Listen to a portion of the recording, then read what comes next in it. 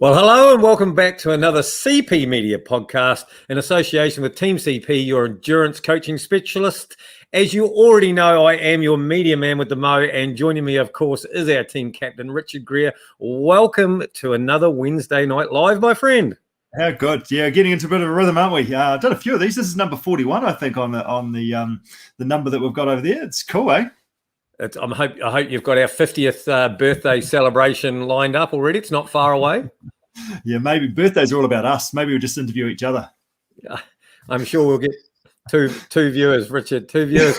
Mate, tonight we've got a fabulous show ahead, but actually we are super, super lucky that one of our Team CP longtime supporters, Salomon New Zealand, have come on board to sponsor tonight's show, Richard. Salomon are Team CP's active gear, active wear sponsor. So I guess your running shoes, your lovely little hydration vest, of course, the outdoor jackets when it's pissing with rain, but you still want to get out there and about. And again, one of their favorite things that I like is their tagline, which is time to play. And for us, Richard, every time's a good time to play, right? Totally, yeah. Adventures. Yep. So let us know your highlight or key learning from tonight's show to win a Salomon prize pack. So as we go through the show, just feel free to throw a comment down there. Maybe things that we've said, things that our super awesome guests have said. Let us know, and that could be winging its way to your house. Yeah. Anyway, no matter which way you're watching this tonight live, just on either Facebook channel or even YouTube, throw a comment. It will come through. Feel free just to throw us a comment or a question for any of our guests as we go along. Anyway, I'm always trolling through, keeping an eye on that, and may just choose the odd one to read out if it sounds interesting. And also, if you're listening to this as a podcast, you've got a week to do it because we've got a week to our next show. So we do look back on those comments before the show rolls for next week. So don't feel that you're missing out if you're listening to this a bit later on. Correct. A big congratulations to last week's winner, because, of course, last week, Richard, was a Waka 100 special.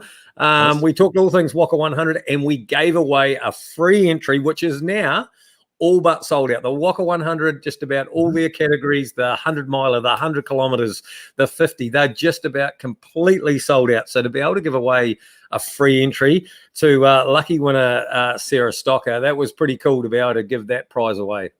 Yeah, that's right. And she is actually one of our Team CP athletes based in Blenheim. Blenheim, a bit of a stronghold for Team CP, and it's pretty cool to be able to share the start line with Sarah later on this year. Absolutely. Richard, we've got another update coming. What should we update this month? Everest. Yeah, how are you tracking? How's your Everest challenge? So that's how many vertical meters can you climb in the month of May? What are you up to, Angus? Well, we needed 8,848 to climb Everest, didn't we, within the month of May? And that's what we put out to everybody to try and challenge them. We're going to start, Rich, with an update with yourself there. 6402 is what I make today's one.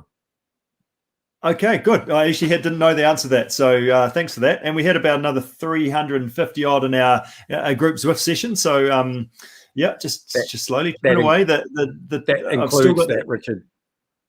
How does it? Okay, thanks. I got a bit of work to do over the weekend. But it's not impossible. No, it's not. I was thinking I might have the weekend off, Rich. Have you already got to the top? Have you? I've got 11,278. Good on you. So I was going to say 10,000, but you're on the way back down. It's dangerous up there. Just be careful. The air is thin up here, my friend. The air is thin. Yeah, good job. Well done. Well, I think we should crack into the show rather than to talk to you about how many meters you've climbed. How does that sound? We totally should, because tonight's superstar of a guest, we've got a trio of great guests tonight, but tonight's superstar, she actually put nearly 10 Everests on the board in one hit. 80,000 vertical meters on her mission. So just to introduce the show, we'll talk about her in a moment, but we're going to talk to Ian Martella. He's a Team CP athlete. He's had a massive summer of events and lots of adventures. We're going to have a chat to Ian about his season highlights and what he's learnt, what's on the cards for the year ahead. We're also going to finish the show with Kim Vargo. She's our strength conditioning coach, and we've really been pretty stoked to bring her on board in that role. She's been doing some back-end stuff for a few years now, and Kim has owned a gym. She's just sold that, and she's got a bit more space in her calendar to come over to us, and we're able to use her expertise, which is pretty cool. So she's going to discuss the why, the how, the what to help endurance athletes incorporate strength training into their training. Pretty important part. Totally. So Brooke Thomas, that's who we're going to talk to. She ran the Te Araroa Trail, which is 3,000 kilometers from Cape Reinga all the way to Bluff. Now, that's not on the road. There's some sections on the road, but that's down the center of the country. That's the dock trails. That's the ups and downs. That's navigation. That's all that sort of stuff. Predominantly backcountry dock trails. There are sections that are required to be kayaked, the odd road section. She completed her mission in 57 days, 12 hours, and 7 minutes by running 50 to 80 kilometers a day and climbing around 80,000 vertical meters in the process. Just pause for a moment there and just consider that, Angus. It's unbelievable, isn't it? When you look at the numbers that way and listen to it roll off the tongue like that, Richard, that is unbelievable. 57 days, that's just 2 months. We were just beforehand just talking, and I think I called her a walkaholic. I think that's about the only category you can put her in. Oh, absolutely. Yeah, absolutely. And in doing so, she actually broke the women's record by more than 8.5 days. We're going to talk to Brooke about how she did it, share some of the highlights, and there was definitely a few challenges along the way, which obviously there would have to be, and a few learnings that she picked up. Yeah, totally. Welcome, Brooke. Welcome to our show. Thank you. Nice little intro there. Oh, no, pretty excited up there. Sorry, Richard. I see you sitting down there, Brooke. You've done enough walking around the place, have you? Yeah, nice work, Brooke. Just to get started on this, for most of those watching or listening, they'll know about the Te Araroa Trail. They've probably heard about it, have a bit of an understanding. But for someone that doesn't know much about it, could you describe what it is in your own words? Well, I think you've done a pretty good job of that already. But what it is literally, or what it is to me, is kind of a different thing, I guess. But yeah, like you said, it's a trail from Cape Reinga all the way down to Bluff, and you're going backcountry. There's a lot in the North Island. There's a lot of estuaries and water sections that you have to kayak across, or river crossings. You kayak down the Wanganui River, and then there's sections when you're running on the road. So it's super varied. Yeah, you just never know what you're going to get from day to day, and it's one big adventure, really. Awesome. So let's just wind the clock back a little bit. Tell us a little bit more about yourself. So, and as part of that, where did the idea of actually running the length of New Zealand on the Te Araroa Trail come from? You'd think by now I'd have the answer to that, because I've been asked it enough. Yeah, I don't actually remember like the specific moment when I decided I wanted to do it, but I guess just always watching like film festivals and stuff. That's the sort of stuff that inspires me the most, and I always get super buzzy when I've been watching other people do epic adventures. And I'd been Googling it and looking, thinking about it, and then came across Nina Holder's website. So she set the previous record. Okay. And then just like random chance in life, she was support crewing a girl that was running the country on the roads, and we ended up I stalked them. they were like, they'd gotten as far as Wellington, and they were being filmed on Breakfast TV, so I just went down to have a chat and tell them I was pretty inspired, and then ended up becoming really good friends with Nina and running with her, and the whole thing became normalized, and then just kind of pulled it together. So awesome. Yeah, cool. Had you done any multi-day ultras before this? Like, you've done a few ultra runs, hadn't you? Is that right? A few. Like, we're talking like maybe 5. 5, okay, right. And if Adam Keane from Aerobic Edge was coaching me last year, so if he'd had his way, I probably would have done a few more back-to-backs. But as it turned out, day 1 and day 2 of the Te Araroa were the first 2 back-to-back ultras I'd ever done. So I was pretty stoked after day 2 to be still there. to have done a back-to-back ultra. That's good. Yep. So we're building our resume as we go. Yeah. Not what I'd recommend. Definitely do some practice back-to-backs if you've got time. But I just had a crazy lifestyle last year, and I was, I did some big runs, like did heaps of big days out, and I'd often do like a big day and then like a 30K or something like that the next day. But I didn't do anything over 50Ks twice. So okay, yeah, right. Yeah. And would you put that down to just recovery, or is it more time? Everything. So I was working full time. I was studying. I was obviously trying to pull together the logistics of the whole thing, and then I'm kind of an amateur runner, so my body was still getting used to it. Yeah. Yeah, nice. How long? What sort of build up? How long did you do from sort of deciding to actually push and go on it? What sort of duration was that? Oh, you mean like from when I first had the idea? Like, like was it 6 months or a year? Last year was because of COVID. I was completely up in the air right through until I think it was probably 5 months that I was signed on with Adam to seriously train for it. Yeah.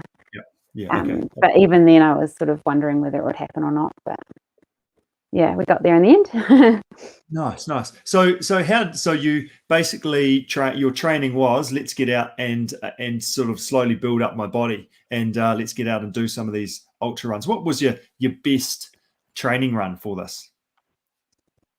Whether it was my best training run, so there's lots of good like big days out.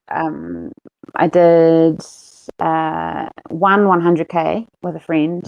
Right. And then probably the best learning day of all was we did the Abel Tasman coastal loop, which is I think it's like roughly 80K. But got caught out in like horrifically freezing cold weather, which was not planned for sunny Nelson. So that was a really good day for me because it just taught me to be more. I've always been the person that doesn't think it through and is at work until midnight and then gets up and like just joins the crowd the next day and doesn't always have the right kit or enough food or whatever. And that day was like, okay, you can't do that. You need to, so yeah, it was a pretty good day. Nice. So in terms of planning for this, you must have broken it. Like, what was the goal? Was it, hey, I just want to beat the record? Was that what the goal was? Did you have a schedule? The original goal, when I first met Mina, I was in awe of what she had done. And I was like, there's no way I could beat the record, but I'd love to still just do the trail. Like, I just thought it would be cool to run through the length of your own country and see New Zealand on foot. And then I sort of thought, I guess I could give it a go. Like, what have I got to lose? Like, because you have to make a plan, right? Like, even if you're going to go slow, you still need a plan on how that's going to happen. That's right. And then I was actually talking to Kevin, which is George, who has the overall record, George Henderson. His dad was just fundamental in helping pull this together. And he was the one that asked me, how quickly do you think you'd like to do it? And then from there, he helped me pull together a schedule. Yeah, and that's how. 56 is a lucky number of mine, so that was something I plucked out of nowhere, and I said, 8 weeks, cool, let's try for that. And so I was behind by a day, but okay, yeah, cool. So how long were your days, and how long was your longest day? My longest Ks, the last day I did 100K. Right. But the longest day was probably day 3, was like ridiculous. I was running from like 6 in the morning till 11 at night. It was a bit chaotic, really, but yeah. Right. Okay. And why was that? Why were you on your feet for so long? Because obviously day 3, you're still early in it, and putting in days like that, that's tough to try and come back from, to get out of bed and go again tomorrow. Yeah, understatement. There's like a video to my family, like I was doing little video chats to my family most days, and this one, because the next morning I had to get across a tide, and so I got up at 4 o'clock the next day after having done that long day, and I was under the pump. And so that was the reason, because there's certain, like especially in the North Island, like, so that was, I had to kayak across Pahia, And so you have to be there within the certain tides, and we were hiring a kayak off the company, and so we had to be there with their safety boat and stuff like that. So you kind of do have to stick to your schedule. Yes. And I think I just underestimated the vert up north, because I thought it was all flat and easy. So the last 30k for the day was meant to be quick, and I should have been home on time, but it took a little longer than I was expecting. So. Yeah, there's plenty of hills there, but they're not the Southern Alps as such, but there's plenty of hills, isn't it, up and down the whole time? Yeah, for sure. Yeah. How did you battle through that fatigue? And actually, because to keep getting out of bed for 57 days effectively in a row, how did you get up? How did you do that? Because you must have been in word of hurt sometimes. Yeah. North Island was tough. Just because my body was just getting used to it, and how did I get through it? As much as I am, so my parents were my support crew, right? Yeah. And I'm very aware of how privileged I am to have parents that are willing to come and follow you through the country when you're 32 years of age and feed you and look after you. And but my dad is pretty tough love as well. Yeah. So it was like, well, you got us here. This was your decision. We're here for you. So get your ass out the door. Like there's no sympathy. We don't care if you're sore. Like, this is what you wanted to do. There's a job to do. Get on with it, kind of thing. Yep. Right. Okay. So that was like in the early days, and then like also there was a lot going on for my family. So my dad was quite unwell. Yeah. And so I was just more and more aware of like how lucky I was to be there, like during COVID, with my dad being sick. Like there's just a whole lot of circumstances that I was really lucky that we were doing it. And so that was a daily reminder of like, okay, well, you're choosing to be here. And that it just motivated me to know how lucky I was. Yeah, cool. And also you were fundraising as well, weren't you? That was part of that reason why, and probably the drag you out of bed. Would that be right? Definitely. And as like, so I was fundraising for Heart Kids. And I'd get like messages from patients or people following the journey, and that was huge. Yeah, like on days when I was flagging, I'd like kind of check in on and my mum was really big on checking the little messages as well, and it would really get us like pumped. So yeah. And why Heart Kids? What was the reason for helping them out and fundraising for them? I'm sure it's no secret by now. I've told enough people on podcasts and whatnot, but I have a heart condition myself, and have a pacemaker and a defibrillator. So obvious kind of choice, and just wanting to give back to them. And they're an amazing organisation that look after so there's something like 12 New Zealand kids a week that are newly diagnosed with a heart condition. Okay. And the Heart Kids Foundation is the only organisation that kind of supports those kids. So they do a big job. And I've been so I sound like a broken record by now because I've said this a lot, but it's true. I've just been so lucky with my kind of pathway and how things unfolded for my health journey. So just wanting to be able to help other kids going through the same kind of thing. And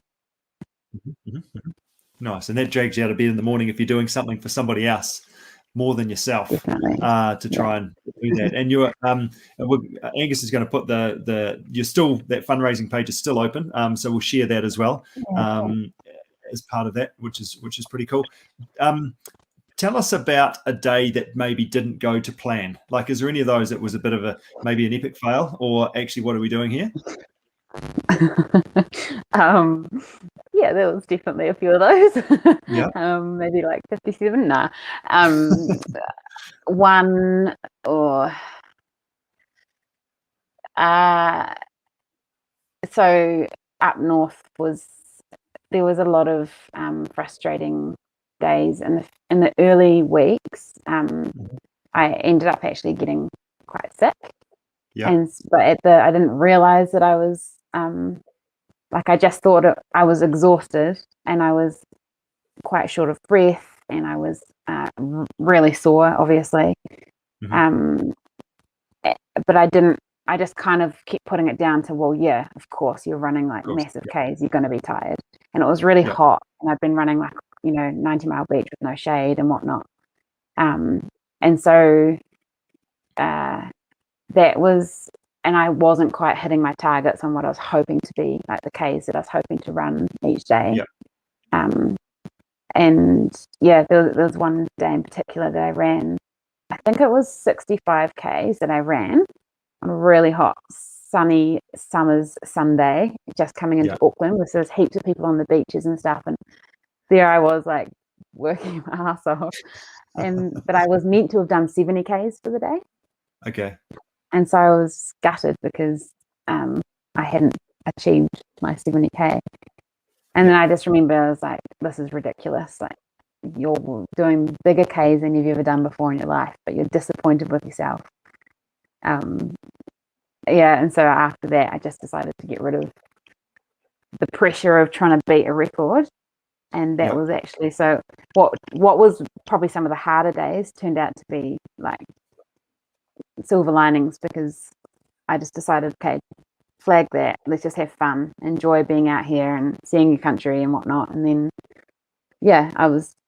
and then it just kind of took care of itself. Nice. And then you started to enjoy your running more and enjoy the adventure more, and actually, rather than going, oh God, I got to get out of bed, it's like, right, well, what are we shooting for today? Is that sort of how it ended up flipping it on its head? Totally. Yeah. 100%. So did you have any rest days? 57 days is a long time to do 57 ultras in a row. Yeah. It is. I unfortunately had 2 days in hospital.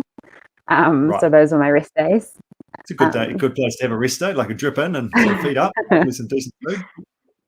So those were another, obviously, like a mishap.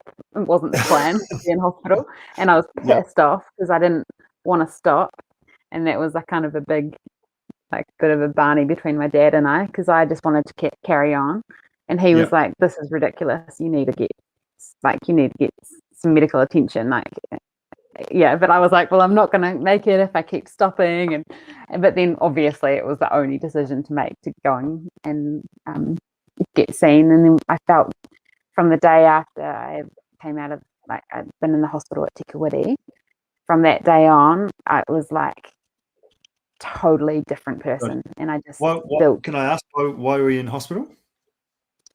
So I'm not entirely sure, to be honest, exactly the whole full details. But so I somehow managed to put on 4 kgs of in one day, which was like fluid.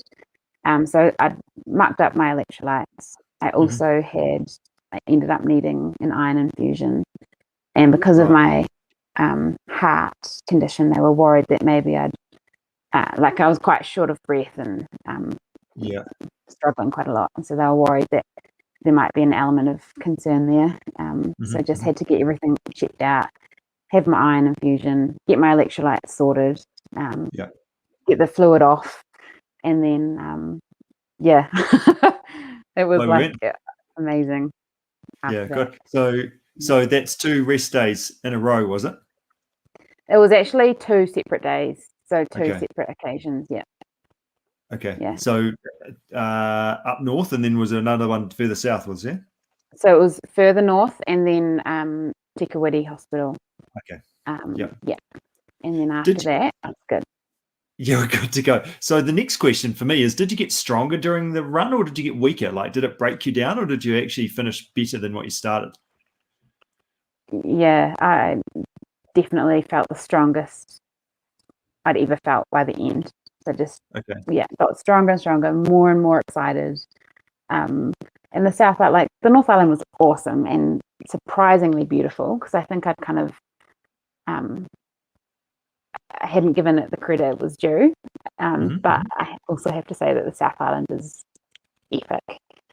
And you're off the road and you're in the mountains, and it was such an exciting feeling to be getting closer and closer to home. And so it was definitely got stronger as it went on. Brilliant. And did you say you run your longest run on the last day, 100 Ks to finish off? Yeah. Well, Well, I ended up getting some really gnarly weather a couple times in South Island. Yeah. Because I'd caught up the days that I'd been taken out up north. I caught back up, just done some big days. I did like 90 Ks on the kayaking the Wanganui one day, which caught me up a day, and then like just kind of threw in some extra Ks here and there. But then when I got hit by this bad weather in the South Island, I like got behind again. And so I was just so frustrated because I was so close to what I'd wanted to achieve, which is so arbitrary, and it didn't matter at all to anyone else except me. But yeah, so I just decided, why would I sleep the night in Invercargill and get up tomorrow and do the last bit when I could just do it now? So that's what I did. Just get it done. Just keep on running. That's awesome. In the backcountry, the trail markings can be a bit hit and miss at times. How did that go for you in terms of navigation? Because you've got to actually figure that out. Where am I actually going here? How was that? Yeah. Oh, like it was kind of funny when people would come and join me. So North Island, I did pretty much the whole thing by myself up until the Te Araroas. Right. South Island, I had a lot more people joining. Yeah. And it was just like by then I'd gotten used to the trail and gotten used to expecting that it would be crap marking wise. But people that would come and join me were like, couldn't believe how terrible the markings were. It was. So there's an app that they have, because obviously heaps of people walk the trail. It's a really popular trail, and the app is fantastic. It's got trail notes and maps, and it's got like a paint by numbers Google Maps kind of dot that you can just follow yourself with, even when you're out of reception. But trying to follow the trail by triangles is like a no hope kind of situation. And there was definitely a few times that I was like scared because I didn't know where I was, and I was like, okay, you just have to like backtrack, find your bearings, calm down, it's going to be okay. And did it get to the point of actually I'm just comfortable with being a bit lost and right, figure this out? Is that sort of what it got to? Yeah, well, although every time, I don't know, I would end up getting anxious, and then the relief is like nothing else when you find like a can or an orange marker or something that shows you that you're on the right track. It's like, it just because I was so inexperienced before I started, and I'd have all those negative thoughts of like, well, what were you thinking? Like, why did you think you could do this on your own? Like, you didn't do enough practice, and like really like, oh, you're such an idiot. And then and then you'd see an orange triangle and you'd be like, I'm not an idiot, I've got this. Like, I'm actually not an idiot. Good. Yeah. So how did you deal with those words in your head? Is it actually, it just evolved over time as actually the more success, the more you've managed to get through those hard times, you're like, actually, I can do this. Is that how it went for you? I guess like I definitely built up a lot of confidence in myself, like coming home. It was a sense of like, okay, like even small things, like I'd never stayed in a hut on my own before without anyone else in the hut. Once you kind of cross those challenges off once, then other stuff doesn't feel as hard anymore, Yeah, nice. That I'm going to be okay here because I'm on my own and I've done this before, and that's going to be all right. But the first time in the middle of the night at 2 a.m. when you wake up and there's a bit of a door banging, you're like, what's going on here? That's not ideal, is it? Yeah. Yeah. I want to talk about why food. did I choose to do this? Yeah, food. Tell me about food. You must have eaten a lot of food. What did you have when you're on the trail? What was your go-tos? So before I left, Adam Keane, he was big on just kind of making sure that I was going to be sensible, because I I wasn't sensible before I started this mission. I just kind of, and so he just wanted to make sure that I would, eat well, and we practiced that. And so I started off being quite strict and quite healthy, and Mum was like kind of calculating how much protein I needed for each meal and whatnot. Okay. By Wanganui, So in the Wanganui, I don't know why I hadn't already eaten it, but well, I think I was trying to avoid sugar so that I didn't like get spikes and go up and down and feel crappy. But then I had to run 50 Ks to get to, I think it was 40 or 50 K, to get to the river the day that I was kayaking the Wanganui, and then jump in the boat and kayak another 30 odd K. And in the boat, George, who'd stashed the boat on the riverbank for me, he'd stashed Powerade and Snicker bars, and it was like the best thing I tasted on the whole trail. And after that, I was hooked. I had like literally like a bag of Snickers bars a day. So Snickers bars and bumper bars. And then my mum was making Danishes and homemade bacon and egg pies. And I was just like smashing it. Just give it to me. It's like kids' party food. Like, let's just go hard. Yeah. The more, the better. Like if she Did gave you- it to me, I'd eat it. So. That's good. Did your parents have like a camper van or something that they were using? Is that how they traveled? Yeah. So luckily for me, they'd already planned on like they just retired. Dad retired last year, and they were planning on buying a camper to do some travel around New Zealand. So I was like, "Oh, I've got an idea." Just so happens that's a very impressive baking for your mum to be baking Danishes and baking a pie at the back of the camper van. Oh, honestly, my mum is next level. She's an amazing cook. Yeah. Awesome. Could you name what the hardest part? When did you just want to quit? When had you had enough? Was that right at the start, or when did that happen for you? Yeah, day 8. Day 8. Tell me about day 8. So that was the day before I went into the hospital, and I was broken that day.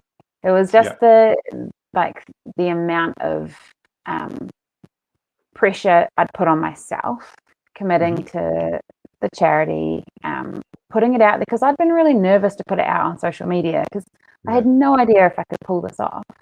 But I knew that if I wanted to gain traction with fundraising, then I had to put it out there. That's right. And so I was like, oh my goodness, I've told the world that I'm going to try and break a record, and now it's day 8. I'm not even like a third of the way in, and I'm like, I just want to stop, and I don't see the point anymore, and it hurts. But mum and dad are here, and everyone's behind me, and I was I was broken that day, but I was literally broken. Like my body was like flagging hard, and so once we kind of figured that out, it was a lot easier. Yeah, right. To go and actually get some help, sort yourself out, just take a moment, reset almost, and then you were good to go after that. On the offset of that, could you name one moment of the adventure that's most special to you? So is it the top of a mountain? Is it the finish line? Perhaps the food that you ate when you're absolutely famished? Have you got one moment that you like that was just that's one of the sort of key pieces that really sticks out for me? Oh, one. Like there's so many. Can you? Can you narrow that to 2 maybe?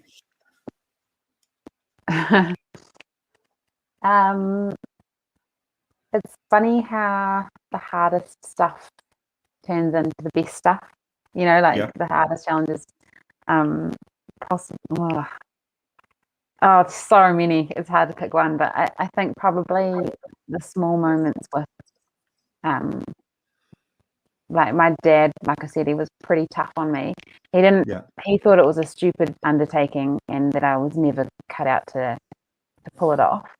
And he consistently told me that right through until it was Harper's Pass in the South Island, and I'd had like this horrific day and felt like I just about drowned in some river crossings, like literally, and came out crying because there was 2 days that I cried, and that was one of them.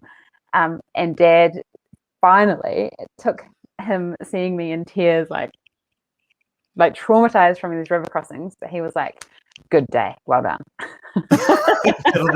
You can lie down now. Me and my mum just burst out laughing because we were like, "That's the best you'll get." But then, like 2 seconds later, he was like, "Oh," because I'd started at 3 o'clock that morning to try and get across the rivers on time. Oh, And right. so I got out to the camper at 2 p.m, which was a lot earlier than expected. Yeah. And so there I was, like, freaking out. But Dad's like, "Oh, well, you're home so early. Do you want to start tomorrow's day? Go into Goats Pass, which is like 30 river crossings." Like, no, that's not happening. Classic. Do you, like, for someone else that's looking to do this, do you have like a couple of top tips from your learning that for someone else to try and complete a mission like this? What would your 2 or 3 top things be? Yeah, well, I mean, there's so much that I learned because I went in completely blind, really. Yeah. But and so everyone's going to be different, and I assume that whoever tries next will be a lot more of an athlete than I am. But if it's tough, in the words of James Harkham, find the joy.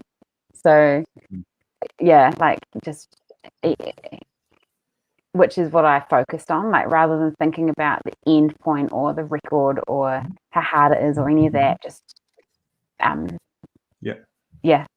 enjoy the moment, find the goodness in what you're doing, even if it's horrific, and be okay with being lost, and just be grateful that you're there. Yeah, Nice. Yeah, good it's stuff. epic. It's so hard, but so awesome. Just listening into all of that, Brooke, I am not inspired enough to do something as crazy as that, but so let's just clarify that. But in awe of the feat on its own. Okay, so the actual journey and the completion of that on its own just has me in awe. To be in hospital twice and to not call it quits and to just carry on. I don't know. Do you have to give the nurses and things a bit of a hurry up, make sure that they're doing everything because you're on the clock, type sort of thing? But just a few questions. So you said there that you had to run out to the camper. Did you spend every night in the camper van? Had you logistically planned it so that every run ended, or did you do some sleeping on the trail? Yeah, you can't unless you're, like, amazing. There's sections like When you Waiā are. Pass, for example, where like, I mean, I'm sure that there'll be FKT attempts which are, like,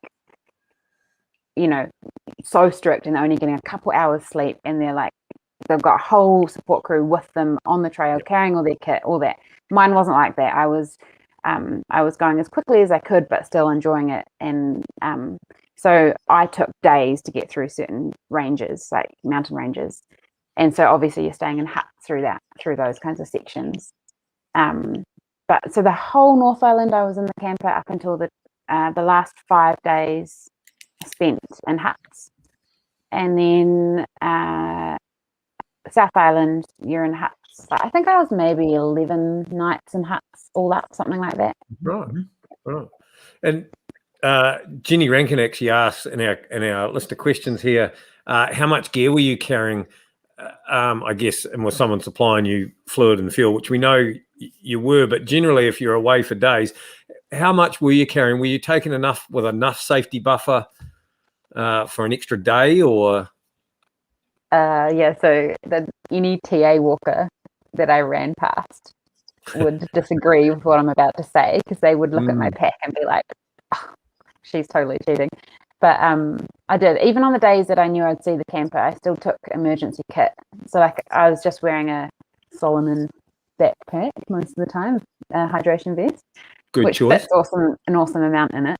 And so I just had my, like, standard kit every day. And then when I was in the ranges, I was carrying billy, tent, bivvy, not tent, sorry, a bivvy, sleeping bag, all the food. I relied on the water streams, like the streams for water. I had a filter that I could just attach to my bottle.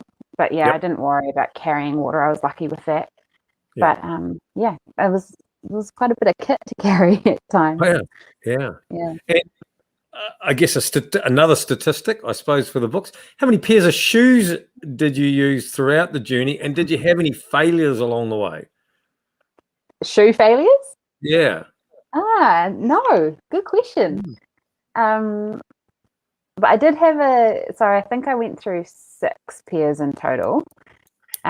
like completely ruined, and then I had a few pairs that were like on the way out by the end. Right. But I did have, so I was lucky enough to be like, Ultra gave me some shoes for the mission, but they gave me 3 pairs at the start, and then the plan was that they'd send another 3 pairs to Wellington, so then I'd have another set of shoes for the South Island. But it didn't happen as smoothly as that, and so the shoes arrived in Christchurch, and then we had some friends that drove them down to me, and they had to get up at like 4 o'clock in the morning to find us, and it was like, yeah, it was a bit of a mission, but I was so lucky. Like, people just came out of the woodworks as strangers, friends, family, to help pull the mission together. So yeah. Awesome. And just one final before we go to our quick 5, Brooke. I've done a bit of watching this, bit of YouTubing this week on there's some fabulous YouTube videos, some lovely little documentaries that have been put together, which I may put up as links on our Team CP page, of the trail and of people's journeys across the trail. But often people speak actually of 90 Mile Beach being one of the toughest sections of it, because of just the sand and the underfoot stretch there. Is that something that was, you'd say the same thing, that was actually, even though it's flat and things, it was pretty tough? Yeah, I mean, like, you're running, the first day I ran 70 Ks on the beach, and it's hot because no shade. And so I got lucky though, because I had a slight tailwind the first day. I could imagine if you're in a headwind for that whole day, that would be, but then most people wouldn't do quite that far. But yeah, it's harder packed sand than like, there are other beaches. There were stretches like 13 Ks on some of the beaches that was soft sand, and that was hell. Awesome. But luckily, 90 miles pretty well packed, and I just took an approach. Again, James Harkham gave me the tip of running, like, I think I ran 2K, walked 500 meters kind of thing, just so that my legs weren't like completely screwed on day 1. Yeah, and I was just really excited on day 1 and day 2, so I was okay. It was still a novelty. Yeah. I remember saying, like, I sent a voice message to a friend being like, I've totally got this in the bag, I feel so good. And then day 3 I was like, I am screwed. Yeah. Nice. Good job. Nice. Brooke, to finish off our podcast, we like to sort of ask 5 quick questions that I didn't tell you earlier. So we're going to rattle through a couple of quick ones for you. Don't worry, it's on your live. That's right. That's why we like to save this surprise. So I'll kick off. Right. This Angus, is going to kick off? I will. Where's this that is one of leave the meeting questions. Quick, Angus. Yeah, quick. Now, this question I always ask, and we have a little poll running, but I actually reckon this is completely different for you. But training morning or afternoon, but probably for something like you're trying to do, it's actually all day, is it? Yeah. All day, time on feet. But also, I'm a nurse, so my job kind of doesn't allow me to have a choice. Right. Just whenever. Yeah, so that's a good answer. Just all day, just whenever. Yeah. That's Preferably not after a night shift. Yeah, no, nice work. Favorite section of the trail, Brooke? That would have to be the Waiā Pass, Richmond Ranges. Working. Just The next guest will absolutely be stunning through there. What was that? I said our next guest will be quite happy with that answer. That's good. You've done well there. He will. He will. Fancy meal out or a home cooked one? Home cooked. Well, it depends. Fancy meal out. Home cooked meal by my mum, even in the camper, is better than restaurant cooking. What's your favorite, after this experience, since you've gone through this now, what's your favorite food to eat while running? I want to edit my last answer. What was the question? What was the last question? So the Angus's question was fancy meal out or home cooked meal, and I've just asked you what's your favorite food to eat while running. Okay, favorite food, bumper bars while running, and I would prefer like a campground, like campfire meal. That would be my top meal. location. And does Nice. Mum cook that for you? No, that'd probably be Dad. Okay, cool. Beautiful. And finally, you had 57 days to yourself out there. So music or podcasts? I'm probably meant to say the Team CP podcast. I don't know what's wrong with me. I pretty much listen to the same 5 songs on repeat, like the entire country. Awesome. So if we ask you to recite those words, you'd be able to sing for us. Is that right? Not a Sing ourselves out and then remove. Yeah. Beautiful. Brooke, thank you so much for joining us. That is just, like I said, credit to you. That's just, next level and not your average normal person's holiday, I guess. So thank you for sharing. Thank you for letting all our listeners know all about the Te Araroa Trail. I'd be interested to know if any of our listeners out there are now putting this on their list of things to do, and whether Richard's going to have to rewrite some training plans and change up a bit. But quickly, what's next for Brooke? Definitely, to anyone that's interested, get out there and do it, because, man, we are lucky to live in this country. And what's next for me? Right at the moment, while the world's not quite fully open, like I'd love to do another traverse of a country, knowing what I know now, and I probably will at some point. But I'm contemplating an Ironman because I can't swim, so I figure it's a good thing to try. That's nice. Wicked. Fantastic. Well, thanks for joining us. Absolutely inspirational, and look forward to catching up with you soon, Brooke. Awesome. Thanks, guys. Good stuff. Thanks, Thank Brooke. you. See you, Brooke. Phew. It's a long way, Richard. It is a long way. It's a long way. So as we go through this podcast, make sure you write down a note, a comment, what you learnt to win that Salomon prize pack. Have we had some comments so far, Angus? We have, and actually, so far, my top pick goes out to Chris Blatchford, who I know for a fact is lining up to do Tour Aotearoa on his bike, 2022. Cool. And his comment is, I learnt that I shouldn't underrate the vertical meters gained in the North Island. So that was interesting that already thinking, Fantastic. Should we crack on and catch up with our next guest? We will. We'll pop on. And Marty, you got your ears on there? Gentlemen, good evening. Good evening, Marty. Welcome to the show. Well, thank you very much. Gee, how inspirational was Brooke? I was just going to say you're at second drop there, or first drop actually, aren't you there? So you've got some big shoes to fill coming on there, ready now. Yeah, look, and Angus, just a bit of background, I guess. I'm planning an expedition this weekend with the Martella Trail runners into the back of the Red Hills, and that's where Brooke would have come out on the TA Trail. And it's rugged terrain. It is really, really tough. So for her to back that up day in, day out, it's actually really hard to comprehend. It is. It is. I agree. Yeah. And the solo element of it as well is impressive too, isn't it? Like actually, you had some people to run with the further on she went, but a lot of it's solo. It's pretty amazing to be able to do it that way. So good on her. What a legend. Yeah.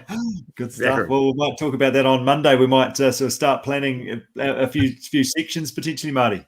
Yeah, perhaps. Well, I'll let you know how I go on the weekend. Yeah. Fantastic. So Marty, you've had a big summer. I'm keen to chat to you. You're a keen man who gets out to do a whole bunch of events because it's just what you love. So one of the key ones that we're really working towards was that coast to coast. So and you've done it a few times before. How did it go this time around, and how did that compare to previous outings? Yeah, coast to coast. Boy, what an event. I don't know how to describe that event, but anyway, look, I guess this year it was my third longest day. It was my 8th coast to coast, and I really put quite a series of serious expectations around what I wanted to achieve. So for me, that race is, you're obviously racing the course, and I'm competing against other competitors, but for me, mainly I'm racing myself. So I really wanted to achieve 5 or 6 main goals A lot of them are time-based. And yeah, I think looking back, I was quite disappointed that I missed a few, but I was also elated that I hit a few. So yeah, good event. Yeah, nice work. What did you do differently this time around? How did you go compared to previous times? Yeah, I think I focused a lot more on off-season training and strengthening. It's funny. I'm a big lad. I'm 100 kilos. I'm not going to try and hide that. And so I've got these massive big muscles, and they weren't working that well because all the little ones weren't firing and supporting those big muscles. So dragging this fat ass over Coast Pass is not an easy thing for me to do. So yeah, off-season, a lot of strength work and focusing on that boring stuff that we don't like doing. We love being out there entering and racing. And, look, as Brooke said, New Zealand's such an amazing country. We've got some amazing stuff out there. And I really get into that. So, yeah, the little boring stuff, I guess. Yeah, fantastic. So as I mentioned for a start, you did a whole bunch of different events, from the Picton Portage race a couple of weekends ago to a race up in the Coromandel a few weeks prior to that. Looking back on it, what was your favourite event this summer? And maybe let's not say you can't say the coast to coast for this one. Yeah, that's quite tough. Favourite event. That the Nugget that I just attended, actually, that was quite good.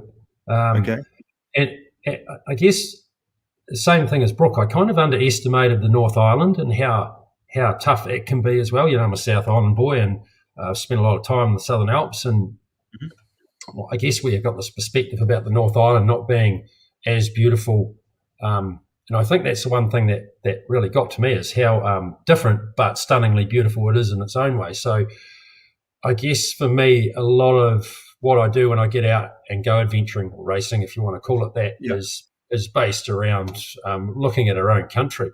And it's I guess it's inspired me in some small way to get out and have a bigger look at the North Island, and if I can do that by entering these little events all over the place, well, all good and well, even better.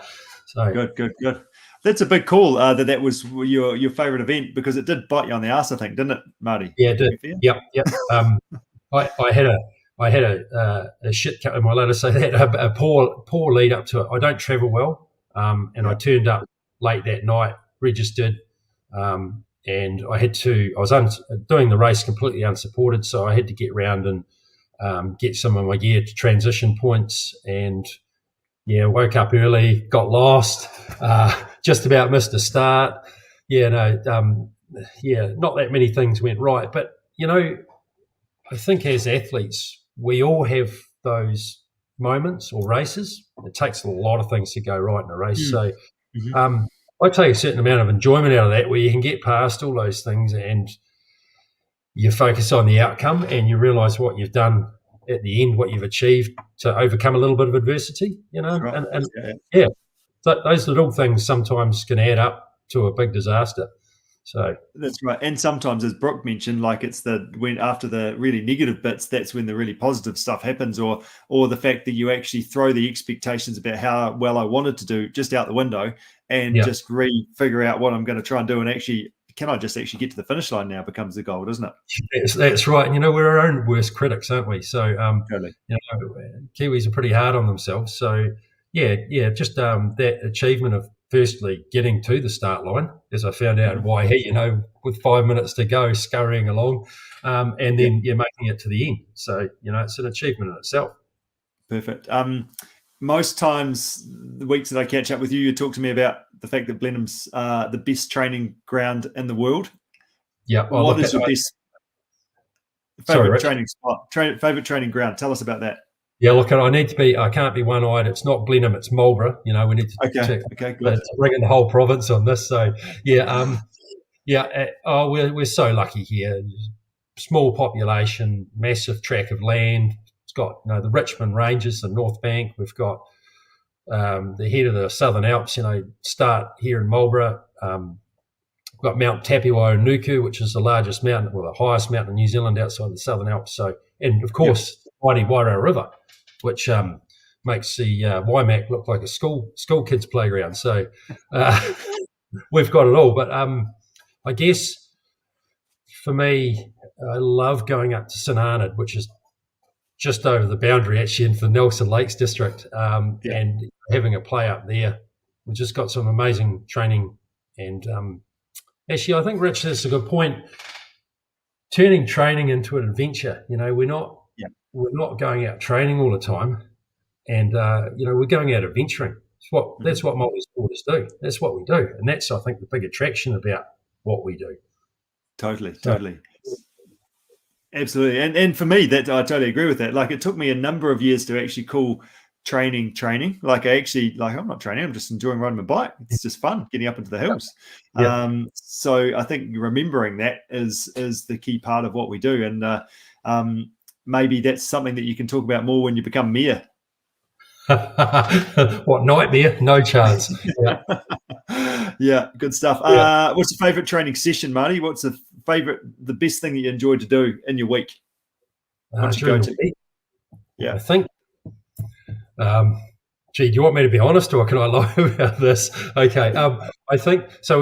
We got this group on Tuesday nights, and it's the Marlborough Paddlers. Yep. And we all go down to the lower Wairau, and it's quite a flat paddle, and we all sort of paddle 10 to 20 kilometres, 1 to 2 hours. And then we all pack our kayaks up as quickly as we can, and we race off down to the Grovetown Country Hotel, where we all sit around and recount the training event and have a few beersies. Yeah, as you're well aware. So, yeah. And it's a social element, isn't it? As part of that training, that's what makes it fun. That's half the reason for going. Yeah, indeed. And you know what? That's one thing I love about multi-sporters as well. We can actually openly admit that we pass through to a beersie every now and then. So yeah, it's all about moderation, and Kusha would talk to you about that. And you've done some work with her. What's one key learning you've worked from her in regards to that nutrition element? Yeah, look, Rich, she was just amazing. So just a bit of background there. I've trained so hard, and I guess my playing weight for rugby. Let's put this in perspective. My playing weight for rugby was 106 kilos. Okay. And I worked, and I got down to 97. And I thought, well, I'm going to be the world champ here. This is so light for me.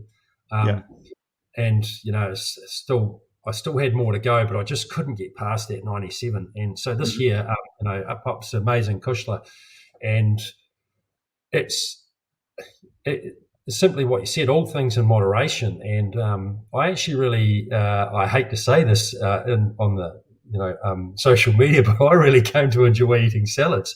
And and I worked out I could still go to the pub and I could still have 3 beers and drink 3 bottles of water at the same time, and I really enjoyed it. And I got down to 90 kilos. So it was the best. Wow. Cool.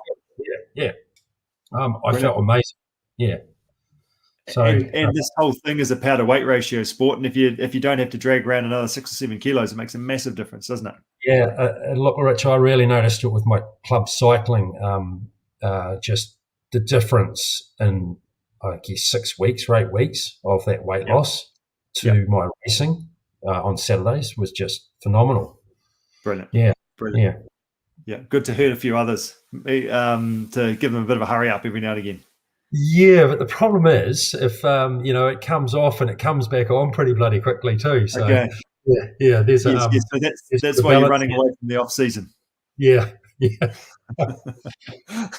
Don't want to be put in the top paddock for too long. We've been working together for a while now. What's 1 or 2 things that you've sort of picked up, learnt? Because I mean, this whole coaching business is really about learning, and I think the more you learn, the better you'll go. So what's 1 or 2 things that you've picked up maybe that you could share with others?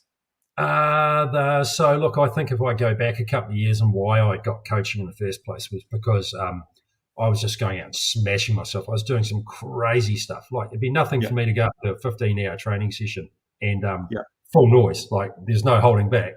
I'd just be hurting for the whole day.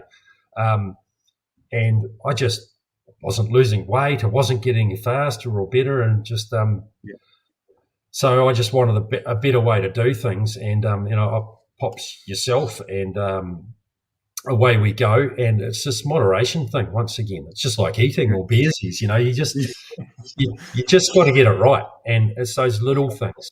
It's not the big things. It's the little things, I think. Yep. Does that make sense?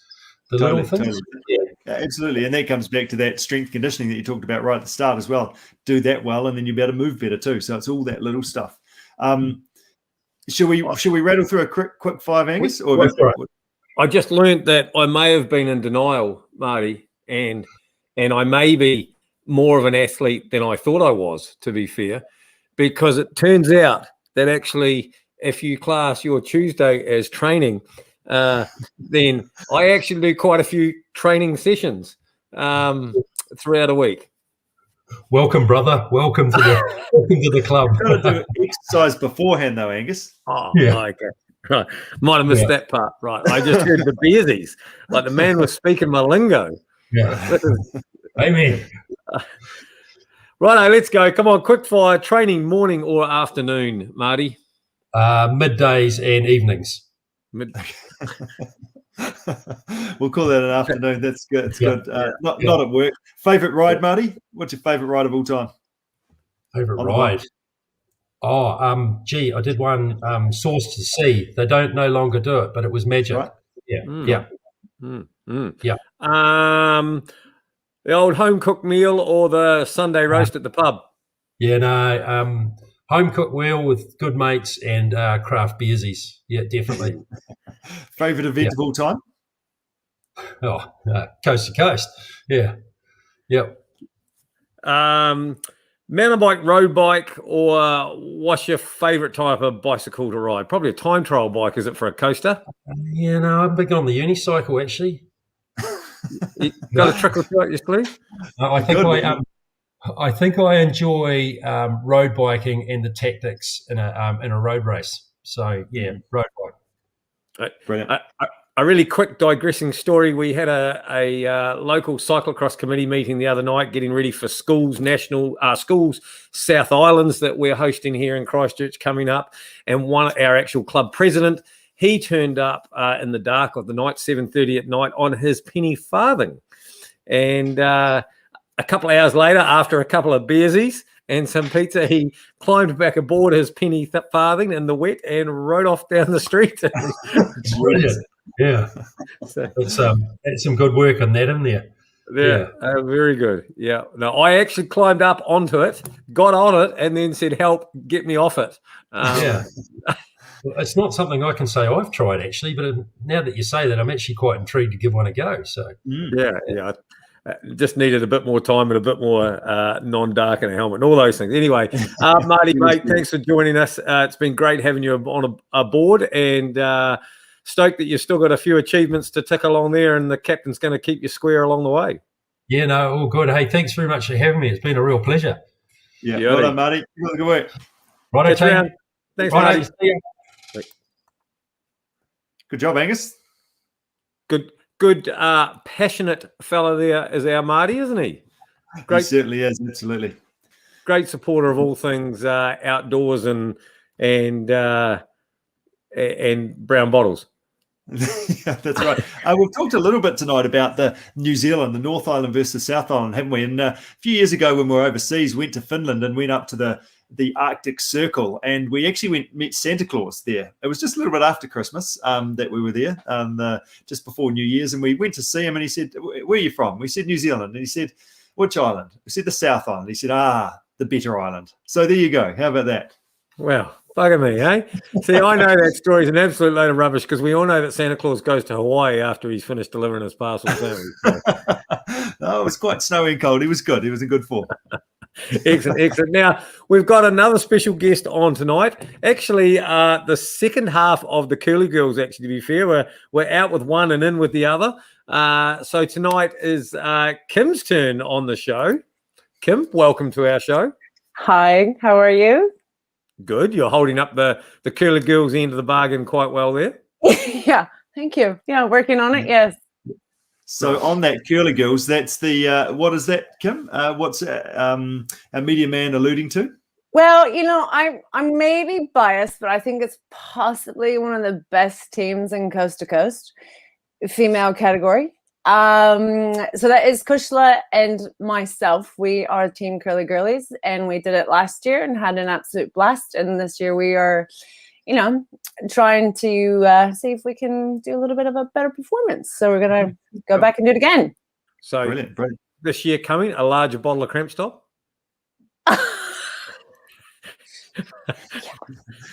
Yeah, Sure. maybe. That was hard. Low blow, right? But you know what? Sometimes the truth hurts. So exactly. yeah, totally. Absolutely. But what you got from that was a learning, right? You got some learnings from that. And how about we ask you to give us some learnings tonight, Kim? My pleasure. Bring it on. Yeah. So Kim, the events we do require strength and endurance to perform well, don't they? So and obviously most of the time as endurance athletes, and as Marty talked about, it's adventures and getting out. That's what we actually enjoy and we focus most of our attention on. But because often that's all about actually, can I make it to the finish line? So go longer and longer and longer to see if I actually can. And as a result of that, strength is often left out, often due to the lack of time, maybe lack of the perceived benefit, or potentially the soreness as a result of doing some strength, and I can't actually do anything for the rest of the week. So tell us a little bit more about that. So where does strength training fit from a planning, programming type perspective from your side of the fence? Totally. I think from my perspective, I think strength training is pretty much a non-negotiable. It needs to be in your plan. What needs to be considered is what that plan looks like, the intensity behind that plan, and how often you do that. So for myself, if I'm running a program for one of my athletes, I'm going to talk to you, I'm going to talk to them. What does their training look like? Where are they at in the season as well? Because if they're doing an event in about 4 weeks, I'm not going to be throwing them in the gym under some heavy weights and going to go for it. I'm going to be looking at a different plan for the situation as to where they actually are. Their preseason, midseason, postseason kind of plans are going to look completely different.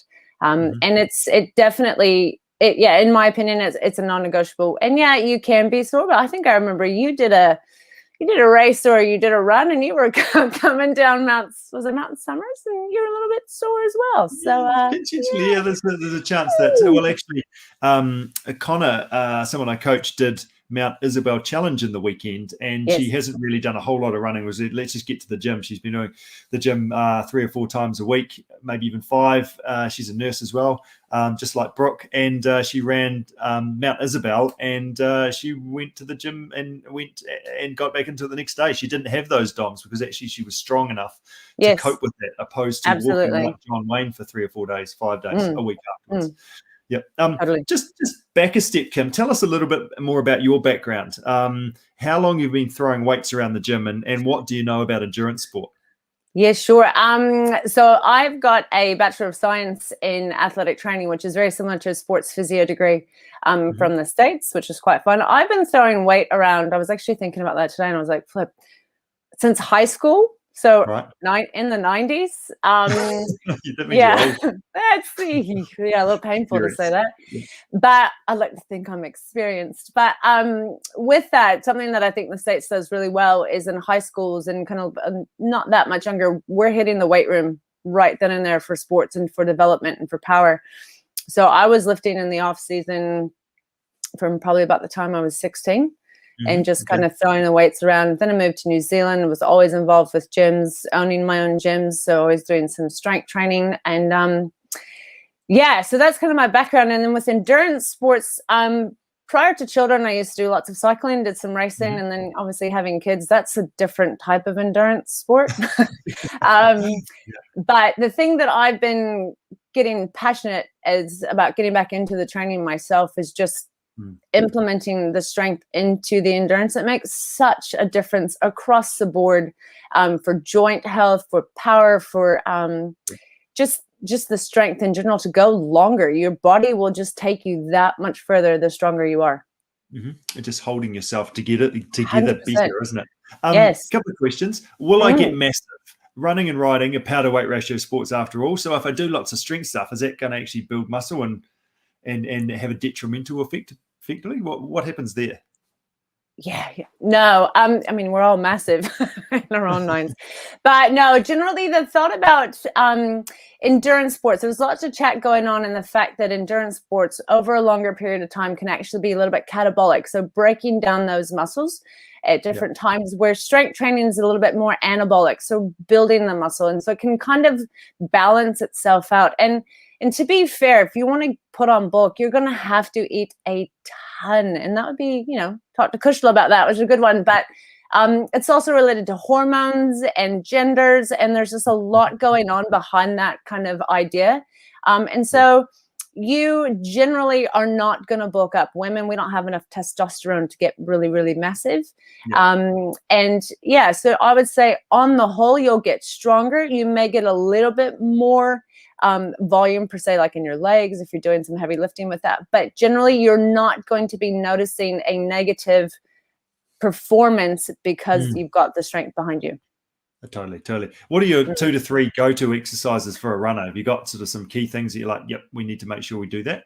Yes. And I was thinking about that as well today. I'm a big fan. I almost have 4, if I could almost cheat, but okay, we'll do 4. Okay, we'll do 4. You can't beat a good squat, getting lots of recruitment. And air squat is excellent. And just breaking down the fundamentals of what that looks like. Lunging, a nice solid lunge as well, is just brilliant. I've got a new kind of favorite row at the moment. I like to do what's called a pendulum row. So that's kind of really getting a lot of the back to fire. A lot of runners have can tend to have some poor posture and some kind of rolling shoulders. So doing a bit of a back row will just help kind of bring in that upright position, get those lungs. 100%. And then, of course, me and my passion for hollow rocks, for core strengthening. So you can get a great little workout with 3 to 4 of those exercises, 100%. Yeah, good stuff. Nice. So, and just in terms of how you're working recently, like we're pretty fortunate actually. So you've owned a gym down the road, and you've just actually finished up with that as of, I think, this weekend, isn't it? So as a result of that, we've kind of grabbed that opportunity and said, okay, right, Kim, we're going to see if we can actually grab you and use you as a strength coach with Team CP. So how do you work? How do you see people? How do you do that? Because obviously we're working with people both locally, but also all over New Zealand, and then also the world as well. Yeah, for sure. So I've got a couple of different options. I had been meeting people at the gym. That works quite well. But the newest and most kind of almost a bit of fun is doing Zoom sessions. And that's actually working really, really, really well. They just book in for an appointment. We set up a Zoom session, go through just some technique movements and kind of set some goals of what they're looking to achieve. And it is amazing what you can actually do in Zoom. You don't need a big space. And for the moves that I'm looking to do some assessment with, it's very, very simple. So you're just watching them squat, you're watching them lunge, etc. Yeah, and you're just kind of also looking for me. I'm looking for imbalances, or I'm looking for some tweaking. Let's think about positioning of the body. And it just because you're in the North Island or wherever you are doesn't keep you away from that kind of session. It's very easy to do over Zoom, and then it's fun. I just write you up your program and send you on your way. Yeah, that's right. And that's something that's been working really well is for us to communicate in terms of where they're at within your season, as we've talked about at the top of the show, to go, right, this is where we're at, this is what we're trying to do. Let's build this part and let's do this for weights because of that. Yeah, totally. And I think that's the biggest point, is that there's never a wrong time to start a strength training program. I think it's just a matter of what that program actually looks like for you as an athlete in the goals that you're trying to achieve and where you are in your season. Nice work. So if you want to get in touch with Kim, just jump onto our website, send an inquiry message, and we'll get the ball rolling, and we'll go and get strong and perform super well. Okay, awesome. It'll be fun. Super great to complete the circle there, Richard, too, with your normal training and coaching, Kushla's nutrition, and, of course, Kim's strengths. We've got the full triangle going on there, ticking all the major boxes. Kim, while I got you, I've got a couple of questions just to ask you here that have come through the line. One's from Grant Boyd, and he asks, when short of time and not at home or haven't got access to a gym, what are the two or three go-to all-round beneficial exercises that we can take anywhere and just do at any time? Oh, for sure. I'd throw in some lunges. I'd do a press up, and I would get those hollow rocks going. So the core firing, something lower, something upper in the core. So press ups, I mean, those are never going to be easy. You can change a whole bunch of things with the press ups.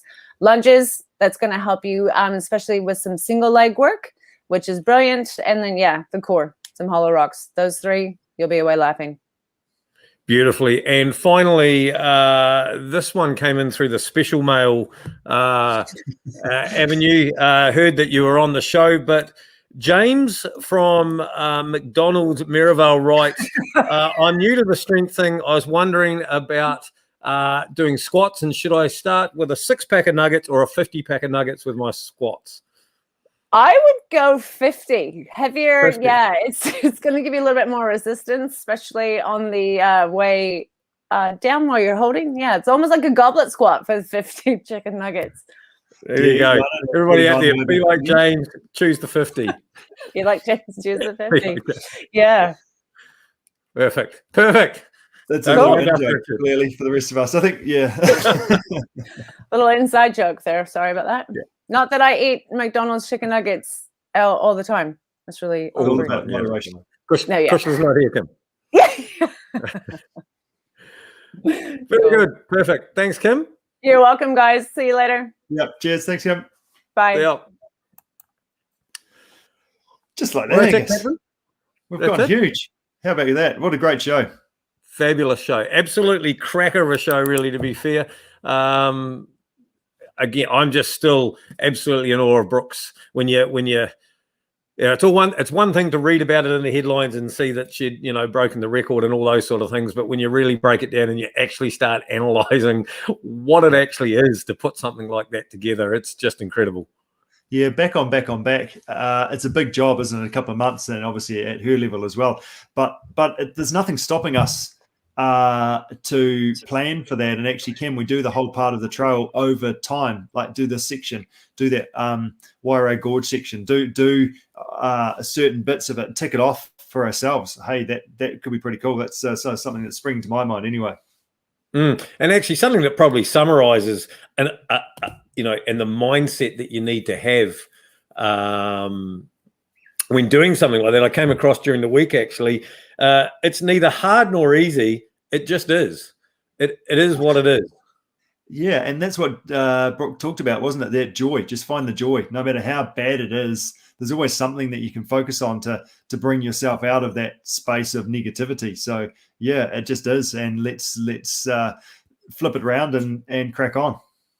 Exactly. Right, well, that's about us for tonight. Don't forget, if you've watched the show, throw us a question. Tell us what you've learned from the show. You'll be in the draw to win a Salomon prize pack. You've got till next Wednesday to drop us a question or a comment about that. Richard, we're in the final week. You've got a few meters to go. So for our May Everesting challenge, can we rely on that you're going to get to the top, mate? Well, I kind of have to, don't I? I've actually 6,000 meters is not a bad effort for me. So I actually need to commit and do some ups and downs, get it done. I vote. Let's just get it done in one hit, mate. Yeah, well, that's a good job. So we've got kids sport on Saturday. I think I'm solo parenting on Saturday as well, so it might be a Sunday job. We'll have to see what happens, but we'll report back next week and let you know how we got on. Well, it is supposed to be raining on Sunday, so maybe that's a good thing. But something else that's even better on a rainy Sunday is round 2 of the Southern Cross Cyclocross Series. We are out at Rotorcay this weekend, Sunday. It is supposed to be pissing with rain, so ring all your Belgian friends because the Belgians, they are right into their wet, rainy, muddy cyclocross. So bit of rain, bit of hail, bit of snow is not going to stop us. It's going to be some muddy fun. Please come along. If you've never done it before, your first round is free. Look it up on Facebook, Southern Cross Cyclocross. Get involved. Something different for you to do this winter. Good job. Well done, Angus. Love your work and look forward to seeing you next week. Beauty. Big thanks to Salomon. Thank you very much for supporting the show. Richard, to you, to Team CP, to all our sponsors. Thank you very much. And we will see you next week. Brilliant. Thank you.